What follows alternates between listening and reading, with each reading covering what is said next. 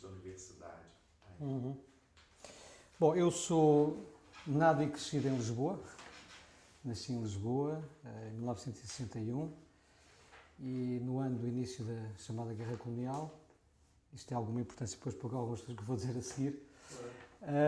E cresci numa família de pequenos comerciantes e, portanto, acabei por conhecer um pouco também o que é a vida, de fazer embrulhos de Natal, por exemplo, que é uma coisa importante, ajudar os pais, etc. Portanto, tenho essa experiência e fiz o que então se chamava liceu, agora a escola secundária, o Liceu Pedro Nunes, que é um liceu que foi particularmente agitado no período do chamado 25 de Abril, da Revolução 25 de Abril, e isso marcou-me profundamente, no sentido em que eu tinha 12 anos, quando foi o tal, o que chamaram uns golpe e outros revolução, não é? Na altura, e que, no fundo, talvez seja aquela última geração que tem uma consciência direta do processo dito revolucionário.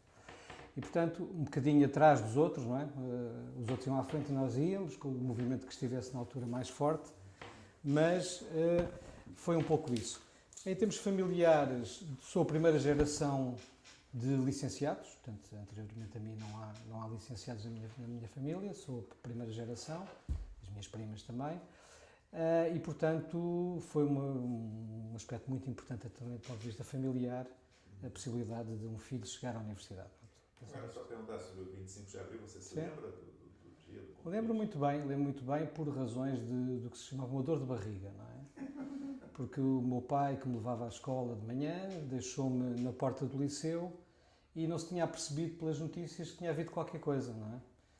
Então fiquei à porta, à espera do que ia acontecer, e há uma movimentação muito estranha. Aquilo era, portanto, como sabem, fica numa zona que é distante do sítio central de onde houve as operações, era mais no centro da cidade, a zona do Rato, e cá em cima depois também até à zona do chamado Jardim da Estrela, né? Portanto é uma zona ali, a Estrela, e portanto não houve impedimento. E portanto fui a pé até o sítio onde o meu pai trabalhava, a pé, para precisamente fazer esse percurso, e apercebi-me que havia qualquer coisa que estava a acontecer, mas a minha família, já agora, isso é importante, não tinha qualquer tradição política e, portanto, não vem de uma família da oposição, mas também não é do regime, quer dizer, são famílias, a maior parte das famílias portuguesas viviam completamente à parte, aliadas da questão política, não vale a pena pôr de outra maneira, era assim exatamente que as coisas aconteciam, e, portanto, houve qualquer coisa. Uma coisa que o meu pai me disse quando cheguei, isto é coisa do Spínola. O Spínola era o tal general que tinha poucos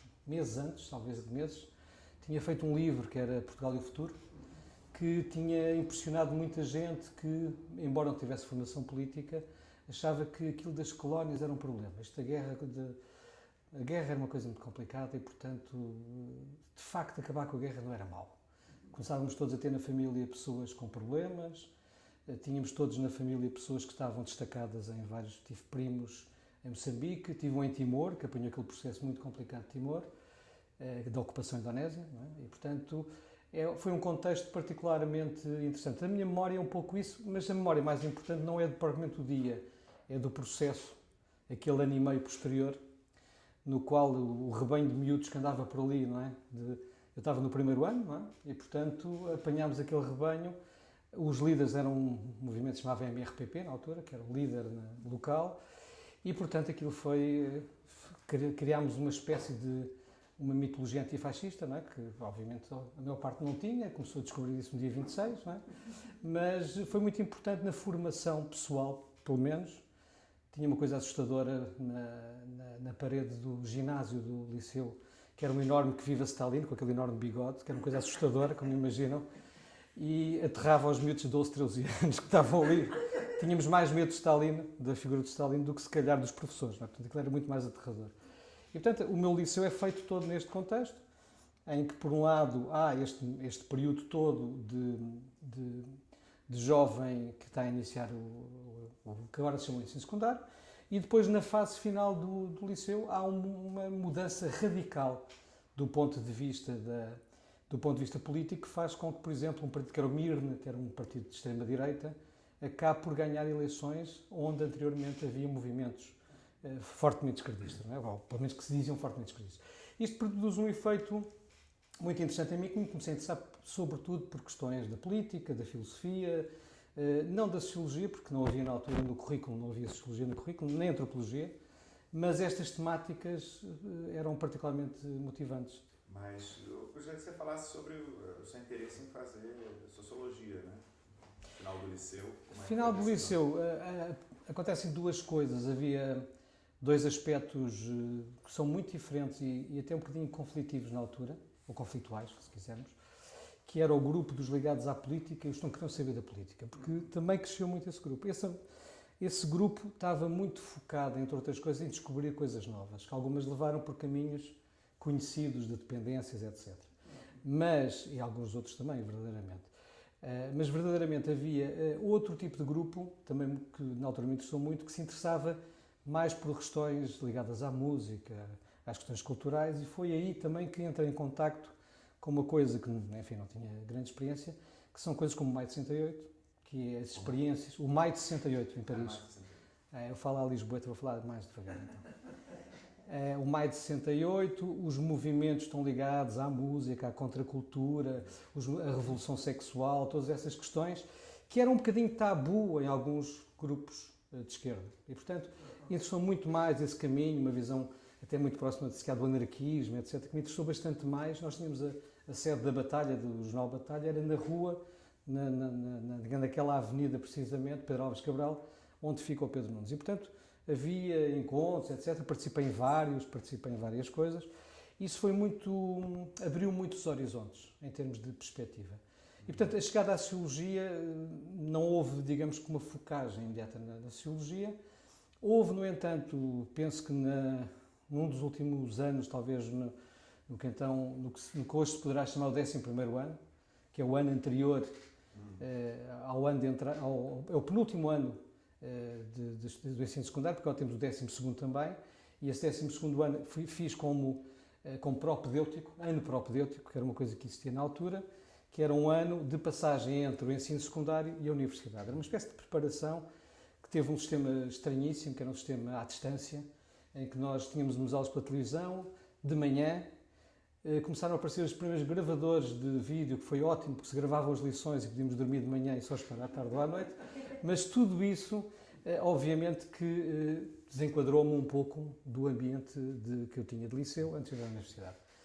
Eu acho que o que me entusiasmou, estive a pensar um pouco nisso, a propósito da pergunta, pensei um pouco nisso e eu penso que houve ali duas ou três leituras que me orientaram muito para a questão da sociologia. E, curiosamente, penso que a leitura que me influenciou mais foi o livro O Homem Unidimensional, do Marcuse.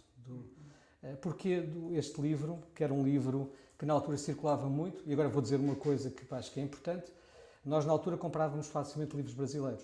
Este livro que eu li foi a tradução brasileira. E é muito curioso que isso desapareceu completamente, aliás, apesar de todos os processos que nós temos ligados, por exemplo, à questão do acordo ortográfico, etc., o desaparecimento dos livros brasileiros em Portugal é total. E na altura eu entrava, havia a Zara, inclusivamente tinha várias livrarias em Lisboa. Era Zara. Muitos outros, o From, enfim, toda aquela corrente, Frankfurt, etc., estava publicado. Isso entusiasmou muito, porque era uma visão que não era política no sentido de fazer política, mas compreender os processos. Isso entusiasmou-me bastante e fez com que eu, quando tive que fazer a opção do tal 12º ano de para onde iria, só escolhi duas disciplinas. Primeiro Sociologia e depois uma que era próxima, que eu conhecia menos bem, mas me pareceu interessante, que era a Antropologia. E, portanto, foi as duas únicas disciplinas a que eu me submeti para efeitos de entrada na universidade. E agora, por que na Nova de Lisboa? Que era verdade. Calhou. Calhou, não tinha nenhuma premonição em relação à Nova, calhou. Acho que foi muito bom ter-se escolhido a Universidade Nova, mas não havia nenhuma predefinição. Repara que na altura a sociologia era muito recente em Portugal. O único curso que havia antes do nosso era só o do ISCTE. E, portanto, é evidente que perante isso só havia duas hipóteses. E como, não me lembro exatamente, mas penso que tinha a ver também com as disciplinas que se podia realizar. Eu, pelas disciplinas que eu tinha prioritárias, escolhi a Universidade Nova, mas não houve nenhum critério de dizer não vou para o ISCTE. Não foi isso. Quando eu ia para a Nova, foi essa a minha opção. Que você entrou? 79, 80. 79, 80. Portanto, eu entrei em outubro de 79 embora tenha sido um ano também atormentado por outras razões, e as aulas começaram em janeiro de 1980, o que faz exatamente 40 anos neste momento. Não é? Está a fazer 40 anos, comecei a ter lições de Sociologia, vamos dizer assim. Como era o curso nessa altura? Era muito interessante, porque eu acho que tinha um lado muito inovador e acho que foi muito marcante para mim em termos de formação, porque era claramente uma licenciatura com uma carga interdisciplinar muito forte, até muito mais próxima de coisas que temos no Brasil do que em Portugal. Nós tínhamos um chamado tronco comum, em que tínhamos disciplinas em comum com a antropologia e com o que se chamava, na altura, comunicação social, hoje chama-se ciências da comunicação, mas no fundo é a mesma coisa. E tínhamos no primeiro ano um conjunto de disciplinas em comum. E, portanto, tínhamos verdadeiramente uma espécie de comunhão de experiências. Eu ganhei muito interesse, li muitas coisas na área da comunicação, na área da antropologia, também derivada desta experiência. E, portanto, foi uma experiência muito interessante que continuou para o mestrado. Portanto, o mestrado que eu fiz já a partir de 83, o mestrado que, aliás, é o primeiro do país, antes ainda do ISCTE, o mestrado que nós tínhamos tinha 4 vertentes. Tínhamos um primeiro ano também com disciplinas em comum e depois tínhamos um conjunto de disciplinas já mais específicas. Bom, e continuávamos a ter esse espírito. Aliás, não comecei a trabalhar com vários colegas com quem ainda hoje trabalho.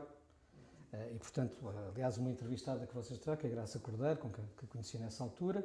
E essa experiência foi uma experiência muito interessante porque me permitiu precisamente perceber que o ângulo da Sociologia é um ângulo entre outros e não exatamente o ângulo, não é?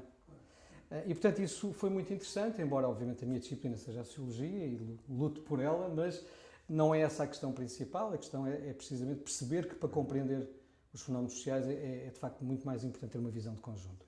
Isso trouxe-me até hoje, não é? É uma perspectiva que me trouxe até hoje.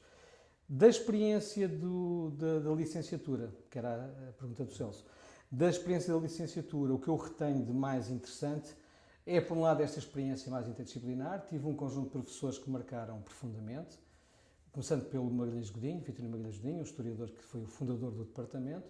Fui também aluno do Cedas Nunes, que foi nosso professor também na altura, e um outro professor que era o Manuel Nazaré, que é um demógrafo também, também foi muito importante a questão. Portanto, repare que até na origem disciplinar temos pessoas de História, Demografia e Sociologia. Portanto, isto levou-me para uma espécie de uma sociologia amaciada, ou se quiser, uma sociologia sem arestas rijas, não é? Que, no fundo, eu acho que é a boa maneira de praticar. Agora, o teu tema de investigação, você fez um trabalho, né, na licenciatura final do movimento estudantil. É verdade. Hoje, sua imprensa, como é que surgiu? Olha, surge precisamente por essa memória, por isso é que eu disse que a questão do 25 de Abril tinha sido muito importante, porque havia uma coisa que eu não percebia muito bem no movimento estudantil em Portugal. Eu fui dirigente estudantil na universidade, portanto pertencia a uma das direções da Associação de Estudantes, e organizámos vários encontros e em 82, 83, que é a altura em que estou já a terminar a licenciatura, a passividade dos estudantes era total. Ou seja, nós não conseguíamos organizar verdadeiramente nada, porque dizer, não tenho paciência, não estou para aí virado, mas enfim, o tal país que mudou, onde é que está, não é?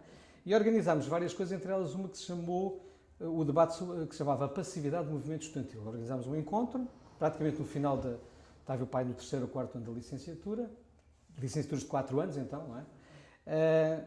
E organizámos e apareceu pouca gente, então decidimos começar a discutir isso sistematicamente. Ora, uma das coisas que me interessou, porque esse trabalho final era feito no último ano da licenciatura, portanto no 4º ano, estamos a falar de final de 82 até 83, que é quando eu termino em dezembro de 83 a defesa dessa tese. Havia teses obrigatórias, a tese de licenciatura era obrigatória, coisa que depois mais tarde deixou de ser. Comecei a pensar que temas me interessavam e havia um tema que me interessava bastante, que era, na altura havia uma espécie de uma apologia dos movimentos que tinham feito o 25 de Abril, etc. Eu tentei perceber o que é que tinha acontecido no movimento estudantil antes do 25 de Abril. E a minha dúvida era se calhar já induzida um bocadinho a resposta, mas era se as pessoas que tinham organizado em 69, naquele movimento importante que houve estudantil em Lisboa e Coimbra, são dois, fundamentalmente Lisboa e Coimbra, se tinha a ver com o regime ou com a guerra. Pronto. E comecei a tentar ler através dos documentos produzidos na época, entrevistei várias pessoas na altura, alguns colegas mais velhos que tinham passado por esse processo, fiz várias entrevistas e tentei recolher informação. E pensei que a forma mais objetiva de tentar fazer essa análise, em vez de apenas fazer uma análise de entrevistas, era também analisar a documentação. E descobri coisas muito interessantes sobre o posicionamento dentro do próprio movimento. Havia um pequeno grupo que tinha uma consciência política muito clara, alguns até com um sentido que, alguns, aliás, são as pessoas públicas e, portanto, na altura eram importantíssimos em termos de movimento estudantil, mas a maior parte das pessoas, a adesão, eles queixavam-se da passividade, de uma forma muito sistemática. Estamos a falar dos dirigentes do Instituto Superior Técnico, do ISEG, que na altura era ISEG, penso que era ISEF na altura, pronto, o Instituto que era Economia, mas sobretudo estes dois grupos em Lisboa, os engenheiros de engenharia e os de economia, onde havia movimentos muito fortes, queixavam-se da falta de participação. E até havia uma espécie de uma queixa que só vêm cá por causa do problema da guerra, só quando há um problema de poderem ser mobilizados é que vem. Isto suscitou em mim uma discussão muito interessante, uma reflexão interessante, que é precisamente as motivações da contestação de regimes autoritários. E, portanto, levou-me a fazer um pequeno trabalho. Depois não desenvolvi esta linha. Gostei muito de fazer o trabalho, acho que foi interessante. Acabei por não estar publicado. Mas se o Celso achar que vale a pena, ainda posso tentar publicar, passado 40 anos. Mas, de qualquer maneira, acho que foi um trabalho que me ajudou muito também a fazer um bocadinho, se quiser, uma avaliação de todo o processo que eu tinha passado. Aquele movimento em que estivemos, no 25 de Abril, o que é que foi. E ainda hoje tenho marcas pessoais, coisas que considero muito importantes desse período. Mas no mestrado aí o tema já passa a ser... Depois o tema mudou, evolui um bocadinho. Como é que surgiu o tema na tese? Evolui porque eu, entretanto, quando acabei a licenciatura, comecei a fazer uma coisa que penso que a maior parte dos jovens fazem quando se começam a querer emancipar dos pais, que é tentar arranjar uma fonte de financiamento, não é? Hoje tem outros nomes, não é? Mas na altura da fonte... E encontrei formas de lecionar em várias escolas secundárias. E, portanto, durante um ano, comecei a lecionar em escolas secundárias, nomeadamente em Sacavém, onde fui professor na Escola Secundária de Sacavém, durante 2 anos. Curiosamente, antropologia. Porque na altura nós não tínhamos habilitação suficiente para ensinar antropologia, mas como praticamente não havia sociologia, o que ensinávamos era antropologia, curiosamente. Ainda hoje é uma luta que temos a nível da nossa associação, que é o reconhecimento da sociologia como uma disciplina importante na formação dos jovens a nível do secundário.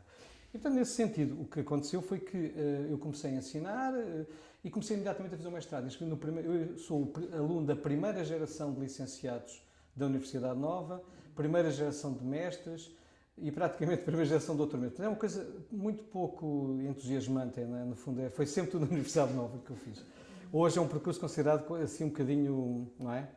Fora do normal. Né? Fizeste o doutoramento relativamente cedo, por comparação com essa geração. Sim, fiz o doutoramento relativamente cedo, com 35 anos, portanto fiz em 97.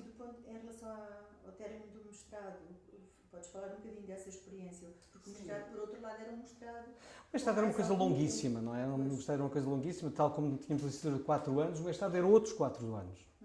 Portanto, este modelo que, passados uns anos, mudou. Tínhamos 2 anos de aulas, vamos dizer assim, o que chamamos letivo, não é? E 2 anos para fazer a tese. Portanto, aquilo dizia toda a gente, isto é um troisième cycle, isto é verdadeiramente um doutoramento. E, de facto, a minha tese de mestrado é maior que a tese de doutoramento, é um facto. E isso tem a ver com uma pesquisa que eu conduzi durante 1 ano e meio, onde tive o prazer de conhecer estes 2 colegas, num encontro no ICS, sobre o debate precisamente das nossas teses. Estávamos na altura, eles em Alfama e eu no Rego, não é? No bairro do Rego. E foi muito interessante porque eu descobri, foi por uma circunstância, eu comecei a trabalhar em 1984, durante 4 anos trabalhei num instituto que hoje é uma universidade, que é a Universidade Aberta. Eu trabalhei durante 4 anos num instituto que se chamava Instituto Português de Ensino à Distância, que fundamentalmente o objetivo era preparar, digamos que, aliás o António também, e pesquisadores também, tiveram até a experiência de fazer pelo menos fazer um manual de sociologia, não é? Pronto. A ideia era preparar para a distância, no modelo Open University dos ingleses, não é? Uma universidade onde, com base na investigação, etc., se fizesse um conjunto de documentos que depois serviam para disciplinas mais ou menos formais. E, portanto, havia um conjunto de pessoas que foram contratadas na altura, entre elas eu, contratadas para desenvolver um conjunto de pesquisas que depois iriam dar origem, precisamente, a esses livros, manuais que iriam ser construídos. a política do Instituto mudou significativamente, de tal maneira que depois este modelo de ter investigadores próprios desapareceu e, portanto, eu, entretanto, também saí, acabei por sair, mas nesse período comecei a trabalhar sobre uma coisa que se chamava as sociabilidades primárias, que era um conceito muito, na altura, muito estimado, sob a orientação de Magalhães Godinho, que tinha uma equipa grande sobre questões de cultura e sociedade portuguesa, e, portanto, o meu primeiro interesse era a questão das questões das solidariedades de base, como também se chamava na altura, nomeadamente a questão das vizinhanças. E eu interessei muito pela questão das vizinhanças. Portanto, eu chego à questão urbana pelo lado da preocupação da família e das vizinhanças, de tema do qual me afastei, enfim, de uma forma clara a partir de uma certa altura. E o que me entusiasma, não sei se temos tempo para isto, mas pronto, o que me entusiasmou no processo de investigação foi perceber que havia dois tipos de fenómenos que se cruzavam de uma forma muito interessante, que era a constituição de vizinhanças dentro das cidades por processos migratórios das chamadas migrações internas, ou seja, Lisboa cresce significativamente dos anos 30 aos anos 70 graças a migrações internas, tema que morreu, parece que nunca existiu até, não é? Ou seja, a memória da cidade, a cidade ela própria constitui-se, cresce de uma forma muito importante, chegou a crescer 100 mil habitantes por década, que é uma coisa brutal, não é? Entre os anos 10, 20 até os anos 70, e, portanto, há uma reconstituição. Isto produz as tais redes de vizinhança que muitas vezes têm a ver com conterraneidade, ou seja, com o facto de virem de aldeias ou zonas semelhantes. Aliás, o António e a Dores apanharam coisas destas em Alfama e foram muito inspiradores, aliás, já disse isto aos dois, foram muito inspiradores no meu trabalho também, porque tinham escrito já o texto sobre Alfama, que a mim me ajudou imenso para eu poder dizer, pá, atenção, que isto afinal tem pés para andar. E, portanto, esta perspectiva permitiu-me ver que a questão urbana tinha ângulos que não eram os habituais que eu tinha estudado enquanto aluno. Havia coisas muito mais interessantes. E uma área que até nem foi a minha preferida, como vê pela tese que eu fiz de licenciatura, fiquei totalmente fascinado. E comecei a ler, a encontrar pessoas, a descobrir contactos, quer na minha universidade, quer fora. Falei na altura com várias pessoas, o António, falei também na altura com o Vítor Matias Ferreira, que enfim, já estava praticamente a terminar a sua tese de doutoramento, e apercebi-me que era um tema pelo qual eu sentia um interesse especial. E, portanto, acabei por ir ficando no tema, mas sempre cruzando com outras áreas. E, o que é que eu concluí nessa tese? Foi, digamos, a minha inserção mais etnográfica, ou seja, não dediquei uma etnografia, porque não é, mas tem uma inserção etnográfica importante. Eu tive bastante tempo no bairro, que é um bairro que tem uma particularidade que eu chamei na altura insularidade urbana, que é o facto de estar no coração da cidade, mas está isolado, as vias à volta parecem todas cortadas, não é? Ou seja, grandes avenidas que ligam uma linha de comboio, de trem, que impede propriamente um acesso de automóvel difícil, e, portanto, o bairro foi ficando fechado, enquistado, não é? No coração, é aqui muito perto, aliás, quase podemos aqui. A Graça descobriu que estudou a Bica também. Onde é que fica a Bica exatamente? Não era uma coisa fácil. A Bica é mais central, é mais no centro da cidade. No centro antigo. Foi na mesma centro altura antigo. que ela fez a... Sim, aliás, eu vivia em Campo de Ourique e ela estudou a Laranjinha na altura em Campo de Ourique. Eu estudava o Rego e ela vivia no Rego. Portanto, tivemos muitas conversas sobre precisamente, houve uma transferência de conhecimentos assim que para mim foi muito útil. Qual eram as principais referências na época acadêmicas, intelectuais sobre a questão urbana, cidade? Bom, vamos lá ver. Nós temos uma formação, eu tenho uma formação basicamente francófona. Pronto. Toda a minha formação, eu li autores ingleses em francês, não é? Só para ter uma ideia, porque não havia traduções sequer em português, portanto, lá apanhámos os tais livros brasileiros, de vez em quando, não é? Que também não eram tão frequentes quanto isso, mas conseguia-se encontrar, coisa que, como eu digo, desapareceu completamente. E essa experiência era fundamentalmente francófona ou em língua francesa. Portanto, a minha primeira língua de contacto com a sociologia e com a antropologia era a língua francesa. Portanto, havia um conjunto de autores de base que nós usávamos, mas a língua inglesa chegou muito mais tarde. Ou seja, começa a chegar a partir do momento em que há a curiosidade por parte, enfim, de algumas pessoas de dizer, mas vamos lá ver outros ângulos. E é muito curioso que eu acho que a sociologia portuguesa tem essa grande qualidade, que penso que outros colegas já terão dito nas entrevistas, que é o facto de não termos um posicionamento quantitativista ou qualitativista, anglo-saxónico ou francófono. Ou seja, nós, no fundo, apanhámos tudo o que aparecia de forma a poder compreender melhor aquilo que nos rodeia. Portanto, comecei com essa formação francófona, mas rapidamente fui também começando a usar autores. Na altura influenciaram muito a chamada Escola de Morfologia Social, influenciou-me bastante, nomeadamente um autor desaparecido, porque há uma série de autores que passam, chamado Raymond Ledru, que na altura tinha uma visão muito interessante sobre a questão do centro da cidade. Hoje um tema que voltou das chamadas populações flutuantes, que hoje voltou a ser um tema. As pessoas esqueceram-se até que isso já foi tema há 40 anos atrás, não é? Mas todo esse tema, toda essa questão influenciou-me bastante. E, portanto, isso em paralelo com alguns autores de língua inglesa, nomeadamente o Herbert Gans, que foi um autor que me influenciou bastante na altura. Mas muitos outros. Por exemplo, neste momento estou a completar um livro que resulta de um conjunto de textos de um autor que me marcou profundamente, chamado Jean-Claude Chambordon, que quem conhece bem a escola francesa sabe quem é, trabalhou com o Bourdieu e depois acabou por se autonomizar progressivamente. É o primeiro autor dessa escola que vai pegar nas questões urbanas de uma forma particularmente estimulante, ou seja, com uma linguagem e com uma preocupação muito próxima dessa escola, da escola que as pessoas chamam de Bourdieu, não é? Para simplificar, mas já orientado para temáticas que esse grupo não tinha história. Portanto, eu acabei por ser bastante influenciado por aí. E depois houve outra coisa muito importante para mim, que foi o contacto através de vários colegas, nomeadamente aqui os colegas aqui do ISCTE, que contacto com a literatura espanhola e do Brasil, que nós não conhecíamos de todo. Portanto, a minha chegada, por exemplo, ao Gilberto Velho faz tardiamente, não sou propriamente um leitor de primeiro momento, ou seja, chego já em plenos anos 80, final dos anos 80, quando começo a dizer, mas espera aí, no Brasil há coisas bem interessantes, não é? E isto mostra bem como é que, de facto, as nossas academias viviam completamente separadas. Não sei se respondi à sua pergunta. Sim, não, perfeito. Em que ano é que entraste para a Universidade Nova? Para o departamento. Para lecionar? Eu entrei só em 88. Como eu disse, entre 84 e 88 estive a trabalhar nesse centro de investigação, onde fizemos um trabalho muito interessante, coordenado na altura pela Beatriz Rocha Trindade, um trabalho sobre os filhos dos imigrantes no ensino secundário português, em que se tentou criar uma tipologia entre os que estão direta e indiretamente ligados à imigração, e é muito curioso, diretamente são os que imigraram com os pais, indiretamente os que ficaram, por exemplo, com os avós cá. E curiosamente a diversidade das experiências educativas é muito variada e até muito diferente em função destes dois elementos.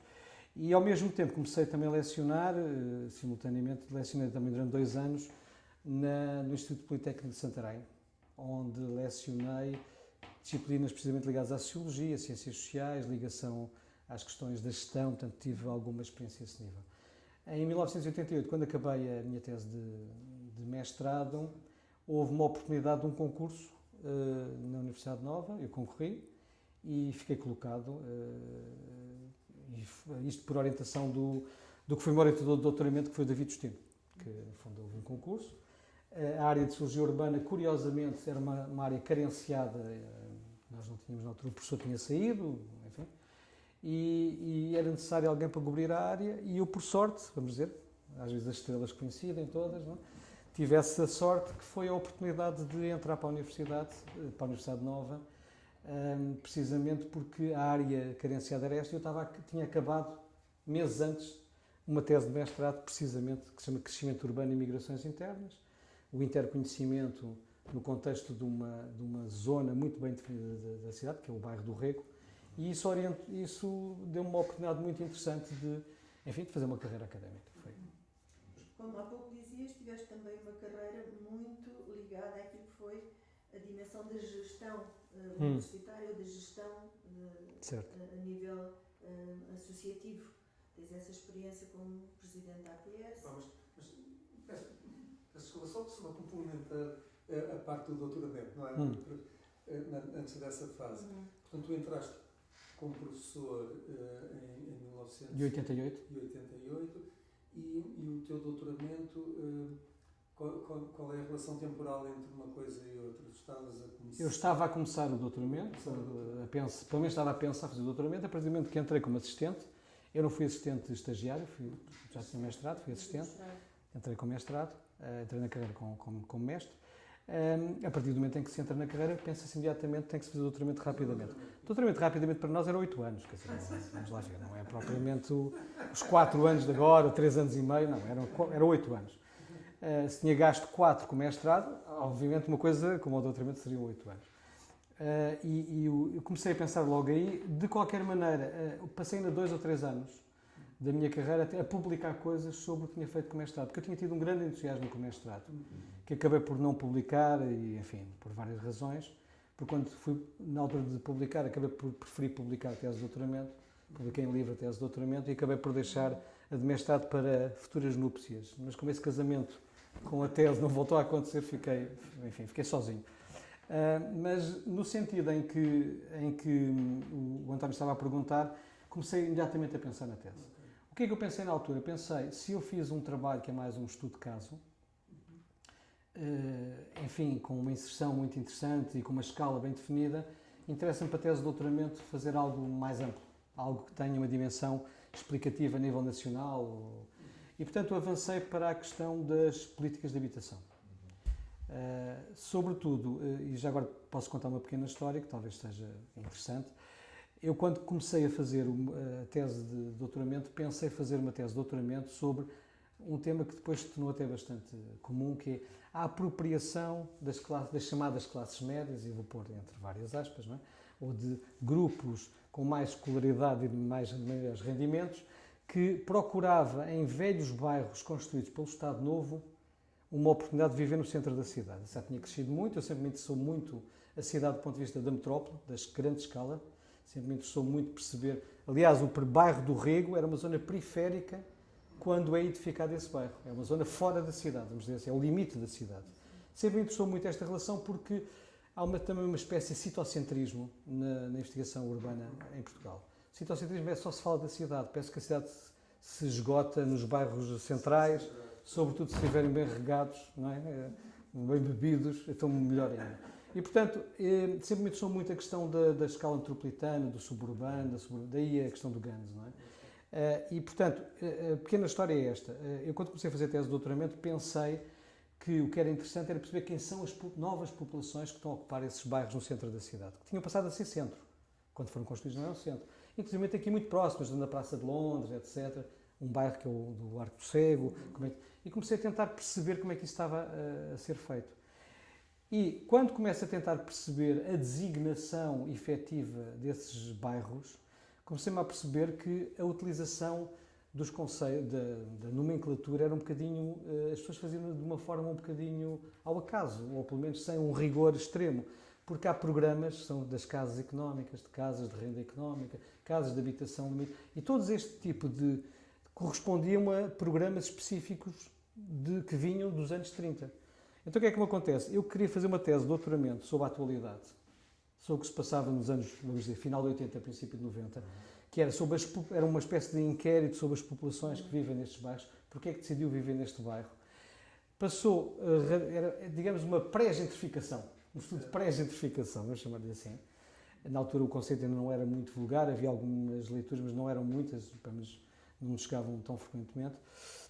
Apercebo-me que tenho que recuar até ao início do processo, até aos anos 30, para perceber legislativamente o que é que cada um significava. E, portanto, acabei de fazer um trabalho que tem uma carga histórica muito mais significativa, porque vou estudar o processo desde o momento que é constituído, quando estes bairros são constituídos. E, portanto, é uma tese que vai dos anos 30 até ao final dos anos, até meados dos anos 70, e não propriamente um estudo sobre o que temos atualmente. A tese acabou por ser publicada depois, em 1999, acabei a tese em 97. A tese é publicada em 99 pela então Celta, editora Celta, e portanto foi uma experiência muito interessante, mas ao mesmo tempo fiquei sempre com vontade de fazer a outra parte que nunca fiz. Depois, como dizia a Dores, não é? No que é que tu te meteste? Exato. Então depois podemos retomar a partir daí essa questão, não é? Então, o que acontece, respondendo à pergunta da Dores, o que acontece, entretanto, a partir daí, é que publico a tese, publico mais alguns textos, tive a oportunidade de organizar um encontro muito interessante com o António e com a Graça, que deu origem depois ao livro Etnografias Urbanas, que que tem um certo grau de aceitação também no Brasil, que é uma coisa muito simpática. Ontem o Gilberto veio, não é? Teve nesse encontro. Curiosamente, dia 11 de setembro de 2001, no dia das Torres Gêmeas, foi uma coisa para nós um bocado impressionante. Estávamos numa reunião quando soubemos isso. E, portanto, ainda publiquei alguns trabalhos nessa altura, mas a partir de 2000, vamos dizer há 20 anos atrás, começo na senda da vida, vamos dizer, administrativa, para simplificar. Porquê é que o fiz? Estive a pensar nisso ontem à noite. Porquê é que eu fiz isso? E até me comovi um bocadinho. Não, estou a brincar. Porquê é que eu fiz isso? Eu penso que o António e a Dores estarão de acordo comigo que nós, para o bem e para o mal, acabamos por ser a primeira geração de sociólogos que vai constituir a construção de todo o caminho do trabalho das ciências sociais e particularmente da sociologia em Portugal. É connosco que aparecem os mestrados, é connosco que aparecem os doutoramentos, somos nós que depois vamos iniciar os centros de investigação, é connosco que vamos iniciar, se quisermos, a sociologia contemporânea, não é? Pronto, nesse sentido. Temos alguns mestres, não é? Que são os inspiradores, mas a nossa geração foram os operários, se quiser, da construção da sociologia moderna. E digo isto com todo o orgulho e com todo o prazer, não me custou nada, é uma coisa... Mas obrigou alguns de nós, nomeadamente eu no meu departamento de Sociologia da Universidade Nova, a fazer um esforço de precisamente participar nessa construção, quer dos centros de investigação, quer da atividade dos cursos que vão surgindo, mas também na consolidação de algo que era muito importante e que para mim era extraordinariamente importante, que era a construção da Associação Portuguesa de Sociologia, que tinha sido criada, aliás, basicamente com pessoas que discutei a partir do João, do António, da Dores, de outras pessoas daqui, mas também de outras, e a consolidação de um grande projeto nacional, porque a sociologia tem uma particularidade em Portugal, que eu já disse há pouco, que é que nós mantemos, tantos anos depois, mantemos uma qualidade que eu acho profissionalmente é rara. É a capacidade de nos conhecermos, de entendermos, de nos respeitarmos, que é uma coisa que eu não vejo noutras profissões, e ao mesmo tempo disso ter uma potencialidade de mostrarmos a utilidade social do nosso trabalho. Portanto, eu interessei-me sempre muito para que é que serve o que eu faço. E, portanto, esta utilidade social do que faço passou muito por me envolver sempre, quer a nível da minha universidade, quer a nível da Associação de Sociologia, quer a outros níveis, como nos centros de investigação, por tentar fazer essa demonstração que eu acho que é essencial para cientistas sociais, num contexto em que muitas vezes é adverso, em que as outras áreas acham que nós somos basicamente inúteis simpáticos, não é? E, portanto, há aqui um exercício muito importante que é o exercício de mostrar a utilidade do nosso trabalho. Eu acho que temos tido sucesso nessa experiência, com altos e baixos, não é? Mas que, no fundo, me levou a envolver-me sistematicamente e a ter uma grande dificuldade em dizer que não a novos desafios. E, portanto, isso tem sido talvez uma das questões que mais me tem marcado, é que entusiasmo-me com facilidade e, portanto, acabo por aderir a projetos que acho que são bons projetos. Se o Celso quiser saber mais sobre as coisas que eu fui fazendo, não? Eu queria perguntar sobre a Associação Portuguesa de Sociologia, né? Você ficou 4 anos como vice-presidente, depois 4 como presidente. Quais eram as suas preocupações? As nossas preocupações era, em primeiro lugar, constituir, digamos que, uma associação que nós seguimos, digamos, usando uma expressão americana, os pais fundadores. Os pais fundadores, que tinham sido o João Ferreira de Almeida e o José Madeira Pinto, basicamente, com muitas outras pessoas, mas foram os dois primeiros presidentes. Uma experiência que tinha duas linhas que me pareciam sempre muito importantes. A primeira é sempre ligar os académicos com os profissionais.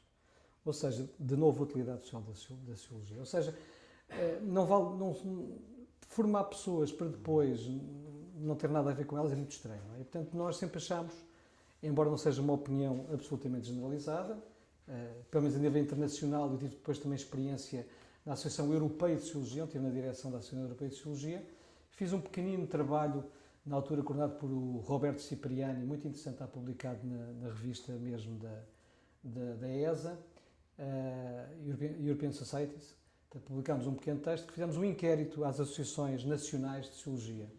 E metade delas não tem profissionais. Ou só tem académicos. Bom, e a visão que tem é que a sociologia é uma ciência, ponto. Não é? E a visão da associação é uma ciência e uma profissão, ou uma ciência que dá contexto para várias profissões. Aliás, isso foi um debate, lembro de debates que tivemos em várias assembleias sobre a criação de uma ordem dos sociólogos, que continuo a achar que não seria o bom caminho, mas que, dadas as circunstâncias em que estamos, muitas vezes penso que não teríamos feito bem em, digamos que, feudalizar um bocadinho a área, porque, entanto, vimos as áreas contíguas a fazerem, nomeadamente o serviço social, que fez com que várias áreas que eram comuns à sociologia e ao serviço social acabassem por estar, neste momento, vinculadas apenas a licenciados e formados na área, o que limita profundamente algumas saídas profissionais dos nossos licenciados e mestres.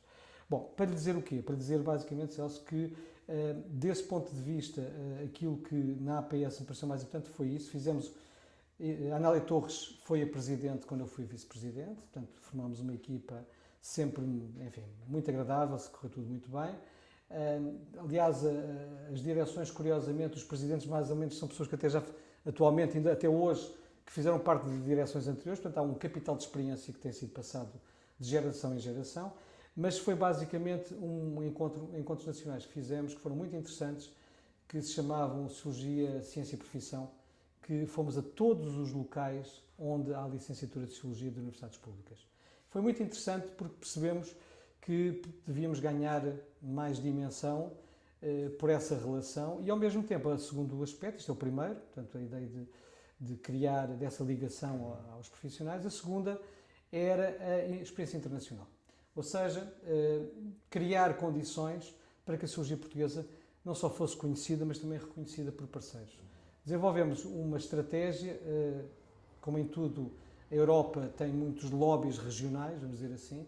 Há 2 lobbies poderosíssimos a nível regional. O mais visível é o dos nórdicos, não é? Que têm associações próprias, têm revistas próprias, etc. E tivemos a ambição, numa certa altura, que é uma ambição ainda em curso, de criar vamos chamar, um lobby da Europa do Sul. Que tinha que objetivo? 2. Firmar, por um lado, e comecei isto ainda como vice-presidente, e depois já como presidente, e tem tido continuidade. Aliás, o próximo congresso, posso anunciar, vai ter, porque já vi na documentação, vai continuar a ter um debate sobre a questão da sociologia na Europa do Sul. Eu próprio depois sou, neste momento, na Associação Europeia de Sociologia, faço parte de uma rede, que é precisamente uma rede que estuda as sociedades da Europa do Sul e, portanto, é uma linha que me parece muito importante. Isto tem 2 coisas, tem 2 aspectos muito importantes. Primeiro, porque a Europa e o funcionamento da sociologia europeia, o reconhecimento também do trabalho é também feito com base em lobbies, que não vale a pena ter ilusões sobre isso, e, portanto, escrever em inglês, escrever em certas revistas, estar ligado a certos grupos, é absolutamente central hoje na competição internacional. Mas há uma coisa que eu valorizo, talvez em minoria, mas valorizo, que é uma coisa chamada língua portuguesa, veja bem. E uma das coisas que acontece é que há uma guerra mesmo mesmo em Portugal, de pessoas dizem assim, não vale a pena publicar em português. Vamos esquecer isso. Isso é uma língua que nós falamos em casa e tal, e quando vamos ao Brasil, mas agora, investigação em inglês. Bom, eu pessoalmente sou totalmente contra isso. Acho que a internacionalização não é só uma questão de língua, mas é precisamente de impacto noutras sociedades e noutros contextos. E, portanto, publicar em português no Brasil, para mim, é tão internacional como publicar em inglês noutra revista, numa revista com outro contexto. Depois, se quiser falar de fatores de impacto, podemos falar, mas não é isso o objeto da minha preocupação. Aproveitando que você falou de certo. internacionalização e também mencionou o Brasil, eu ia te perguntar sobre a tua experiência internacional, principalmente no Brasil, em que momento... Eu tenho tido pouca relação com o Brasil, para ser muito franco, ou seja, tenho tido alguns contactos, alguns começaram precisamente por esta rede de trabalho, onde com o António, com a Graça, com outras pessoas, fui conhecendo conheci o Gilberto através, e assim até, em contextos que são os colegas que me têm puxado mais por aí. Não tenho tido... Agora, tenho tido algum trabalho de colaboração e cada vez, felizmente, a colaboração é maior. Nós encontramos mais pessoas interessadas em vir a Portugal, há mais interesse também nosso em estar em coisas no Brasil. Com o Brasil, fundamentalmente, tenho trabalhado um pouco sobre um tema que eu tenho desenvolvido nos últimos tempos, e a pessoa com quem tenho trabalhado mais é a Luciana Andrade, da PUC Minas, com quem fiz até já alguns trabalhos, sobre esta questão que se pode chamar genericamente a ludificação das cidades. Tornar as cidades lúdicas, não é? Bom, que é o tema que eu tenho, enfim, nos intervalos da administração vou trabalhar. E, portanto, tenho tido esse trabalho, tive um período em Minas, precisamente, em Belo Horizonte. Tenho feito algumas passagens por outros sítios, mas sistematicamente a minha relação é pouca. Tenho também contacto com a Federal Fluminense, através da equipa que trabalha na área da antropologia. Agora foi feito um livro recentemente, um projeto que foi financiado pela FCT e pela CAPES, que no fundo se concluiu, mas é uma relação relativamente pobre, se quiser, desse ponto de vista. As minhas relações internacionais têm sido mais, de facto, europeias, não é? Tem sido muito com Espanha, com França, onde tenho tido bastante trabalho de projetos, etc. E, sobretudo, a partir destas redes internacionais que são extraordinariamente importantes. Ou seja, dos grupos de investigação que vão surgindo, por exemplo, no âmbito destas associações europeias, da Associação Internacional, onde aí sim tenho tido um contacto mais permanente.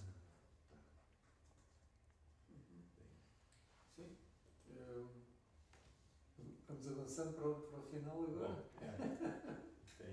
Bom, tem uma pergunta que eu, desde o início a gente faz por curiosidade, mas que é interessante conhecer a sua reação.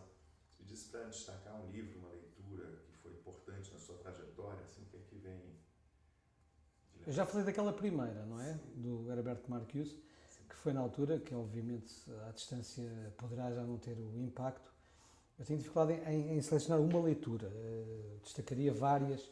Eu acho que algumas leituras que me influenciaram bastante foram cruzamento de leituras. É evidente que a obra do Pierre Bourdieu me influenciou bastante, não devo reconhecê-lo. Não tenho nenhuma visão fechada sobre isso, mas a maneira de pensar conceptualmente, digamos que me ajudou bastante a pensar a minha postura. Depois há autores que tiveram também contribuições muito importantes. Por exemplo, o estilo do Gilberto Velho sempre me entusiasmou bastante, desde que comecei a lê-lo, e portanto tem uma linguagem, um pensamento muito ligado a outro autor que eu gosto muito, que é o Becker, não é? O Howard Becker, e portanto são o tipo de autores que me influenciaram. Também há os da escola francesa, não é? que tive, para além este autor que eu estava a dizer, do Chabordon, foi muito importante para mim, porque colocou as coisas de uma maneira que me pareceu muito interessante. E depois há um conjunto de leituras muito vastas, eu nisso sou bastante poliparadigmático, se quisermos, porque não fico muito ligado apenas a um tipo de autores. E, portanto, há vários que me têm influenciado, curiosamente uns mais relevantes no campo da sociologia, outros que até vêm de fora e têm coisas importantes, e, portanto, eu poderia citar, se quiserem mais um ou dois, talvez escolhesse, por exemplo, todo o trabalho de Zucchini sobre Nova Iorque, que no fundo liga-se depois a outros autores que eu gosto muito, dois outros também que eu ligo muito, que é o John Hennigan. Estou a falar agora dos temas, Celso, que eu estou a trabalhar mais. E um que eu acho muito interessante e que acho que é pouco usado, pouco divulgado, não é pouco divulgado, é pouco conhecido para além dos seus manuais de teoria, que é o Ritzer, George Ritzer, o homem da McDonaldização da sociedade, que tem algumas coisas fantásticas sobre precisamente a transformação do mundo contemporâneo e as novas dinâmicas do consumo, etc., que eu acho que é um tema absolutamente fascinante.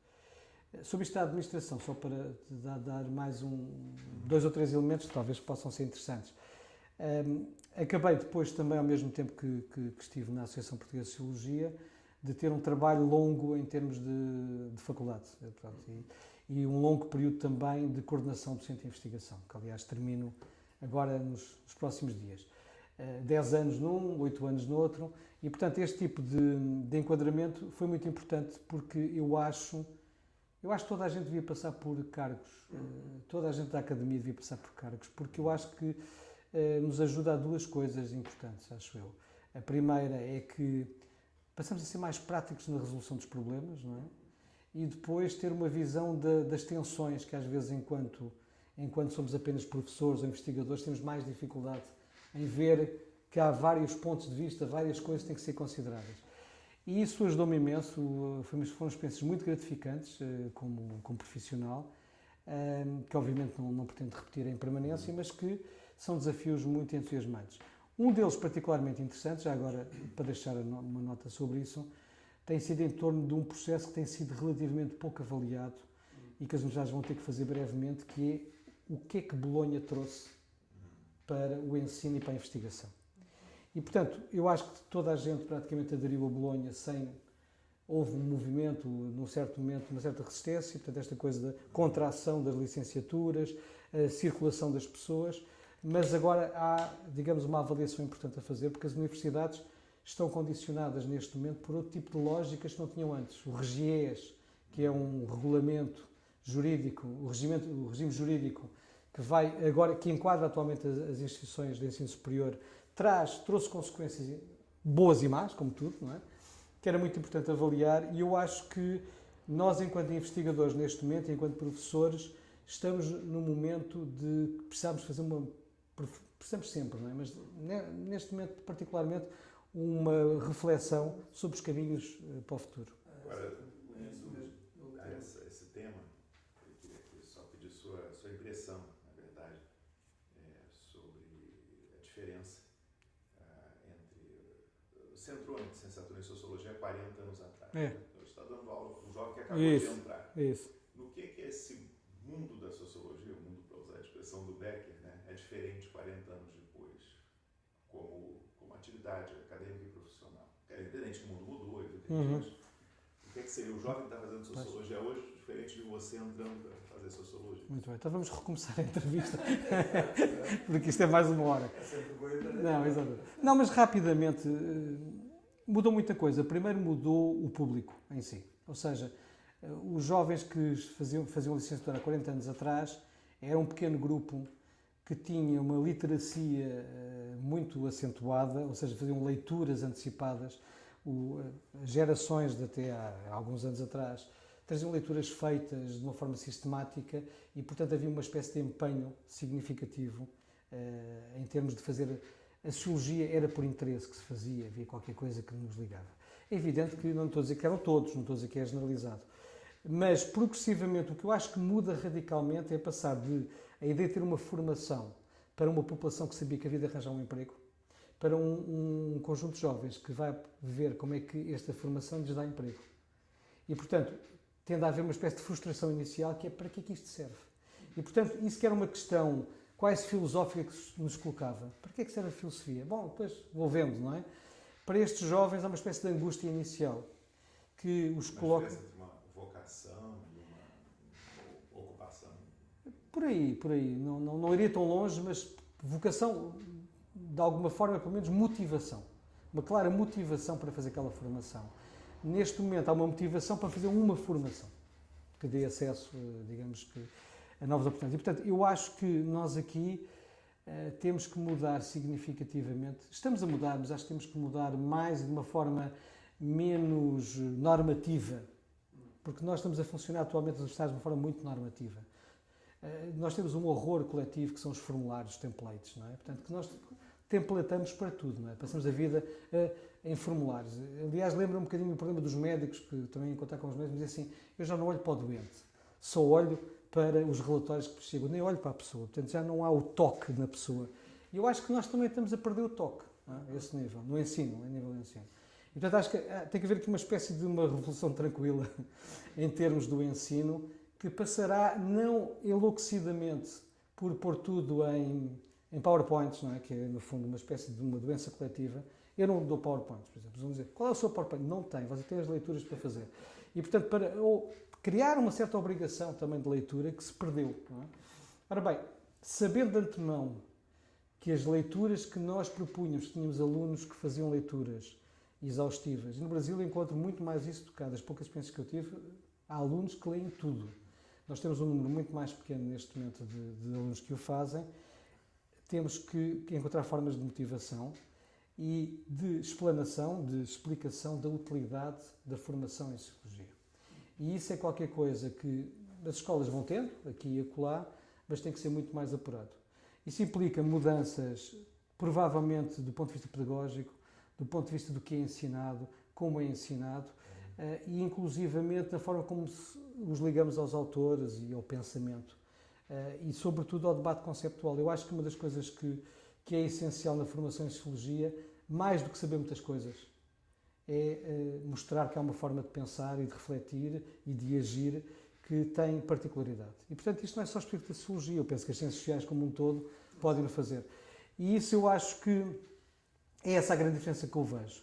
Depois vejo uma outra, que é enquanto nós fazemos uma formação, a pensar numa formação para a vida, entro na licenciatura para ser sociólogo, eles neste momento entram para fazer uma licenciatura, farão um mestrado noutra área, um doutoramento ainda noutra, e portanto temos que pensar a Sociologia como uma parte do percurso. E temos que dar os melhores instrumentos para que seja útil, lá voltamos à utilidade, útil aquilo que estamos a ensinar. E nesse sentido eu acho que temos um longo trabalho a fazer. Nós temos, como o ISCTE, como no caso de Lisboa, o ISCS, nós temos alunos em horário diurno e noturno, e temos um número muito significativo de pessoas e esta adaptação tem que ser feita. Uma delas é a ligação à investigação, que está a ser feita de uma forma sistemática, ou seja, por jovens desde a licenciatura a começar a perceber a utilidade da investigação, mas há uma verdade, é que a esmagadora maioria não vai ser investigador e, portanto, nós não podemos criar a ilusão de que vão ser todos investigadores e, portanto, a partir daí podemos criar níveis de frustração muito significativos. Não é? É isso que tem que se evitar. Portanto, há aqui um trabalho muito estimulante, mas ao mesmo tempo muito duro, até porque muitos de nós, enfim, 40 anos depois, fomos ficando assim menos flexíveis, não é? E, portanto, haverá alguns colegas que terão alguma dificuldade em se questionar, dizer, pá, agora vamos fazer de outra maneira, não é? Mas isso faz parte, não é? Agora, eu acho que isso é a diferença. Depois, a outra diferença é a questão das universidades e nós temos mudado, digamos que as lógicas hoje que temos são muito mais competitivas, não é? E hoje o desafio da interdisciplinaridade e da relação entre universidades é que as universidades vão apregoando, e eu estou numa casa amiga, acho que posso dizer isto, não é? Vão apregoando as relações entre elas, mas fazem tudo para se fecharem.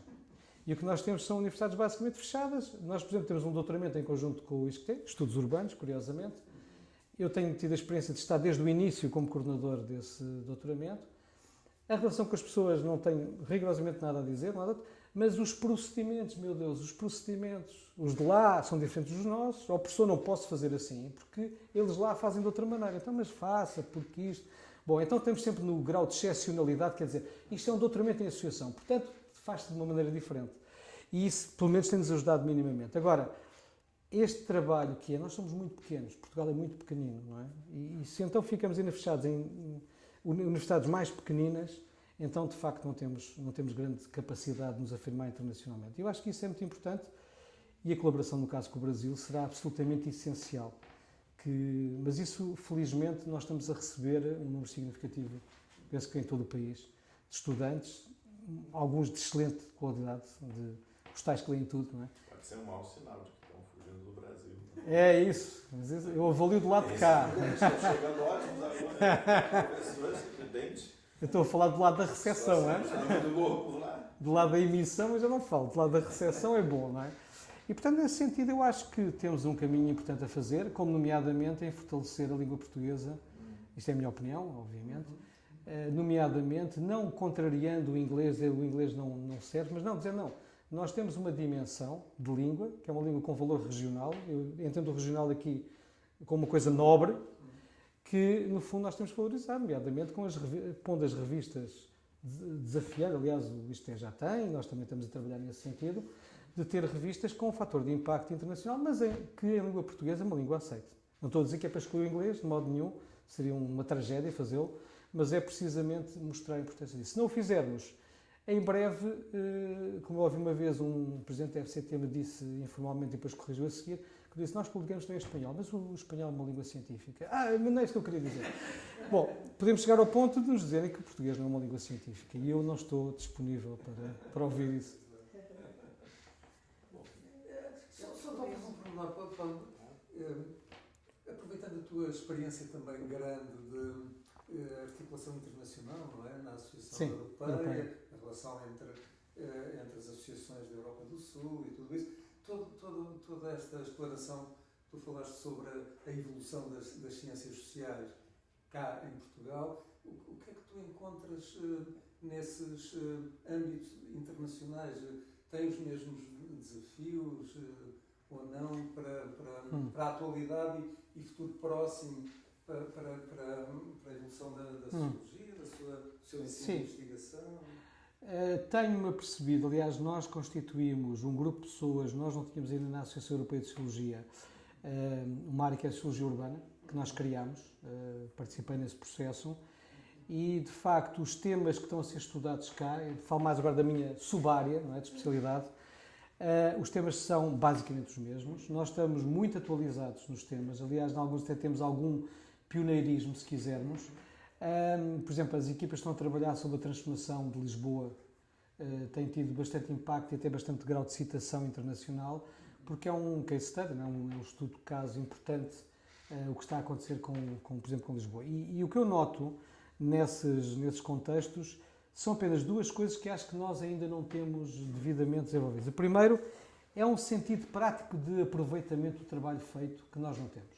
Nós ainda temos um pouco aquela ideia que assim, tenho um texto aqui a meio, vou abandonar e vou fazer outro.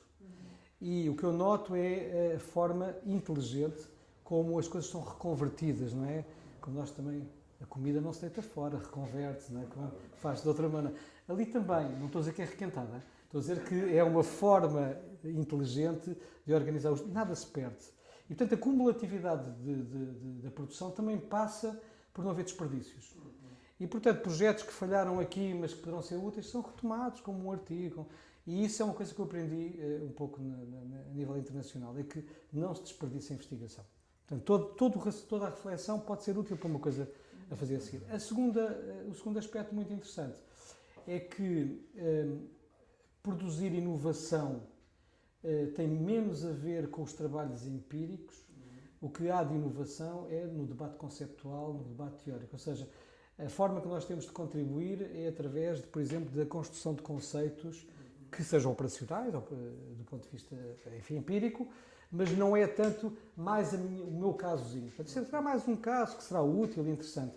Mas o que é desafiante hoje é, a partir da nossa investigação, construirmos qualquer coisa que seja inovadora. E, portanto, a inovação científica também passa, no caso da sociologia, na minha opinião, por um trabalho de inovação conceptual. E esse trabalho, pronto, eu, na minha pequena escala, tento fazer, que é precisamente contribuir para ajudar a explicar melhor e mais aprofundadamente, se possível, fenómenos que outros já estudam há muito tempo. Não há nada de novo nisto, há apenas, digamos que, uma contribuição que se pretende a esse nível. Portanto, essa é a minha experiência. É muito interessante. E sobre o ensino, eles também estão a refletir nestes outros países sobre a transformação do processo de Bolonha ou não? Para já, Bolonha não foi adaptado da mesma maneira em todos os países. Aliás, curiosamente, os nossos amigos aqui ao lado, espanhóis, nunca adaptaram licenciaturas de 3 anos, são licenciaturas de 4 anos, mantiveram esse perfil. Mas, para além disso, há toda uma questão da ligação, por exemplo, ao trabalho e à investigação, que nós não temos cá, ou não temos de uma forma sistemática. É um assunto que, aliás, a nossa associação certamente terá interesse também em discutir. E que passa por duas coisas, se me permitem.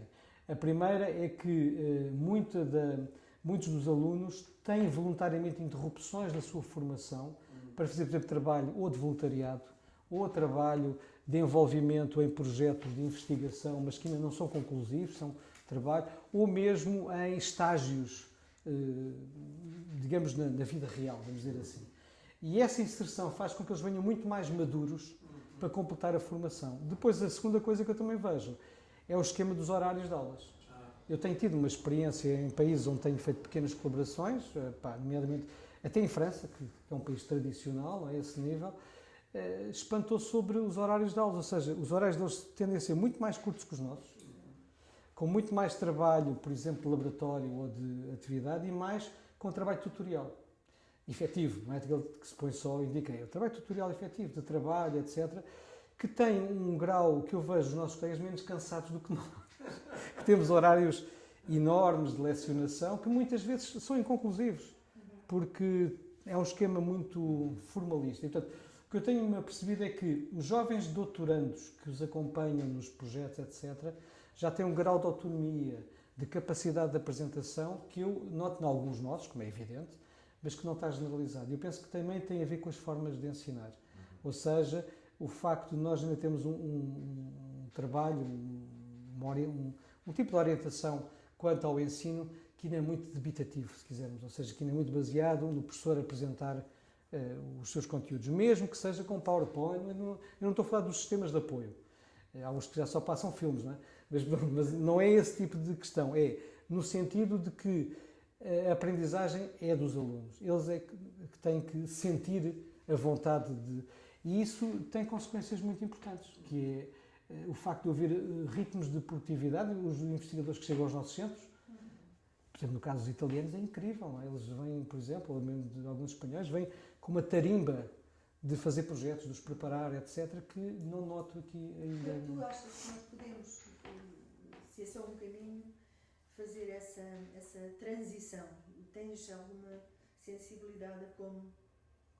Não, eu acho que, neste sentido, eu acho que os passos principais são precisamente que se faça uma grande avaliação nacional, agora isto se calhar não interessa muito aos outros colegas de fora de Portugal, mas uma grande avaliação nacional, e já agora dirijo a palavra a quem está nos órgãos das universidades, uma avaliação nacional do que foi o processo de Bolonha e a incrementação do RGES. E, portanto, perceber como é que isto, no fundo, nos ajudou a nos aproximarmos dos públicos.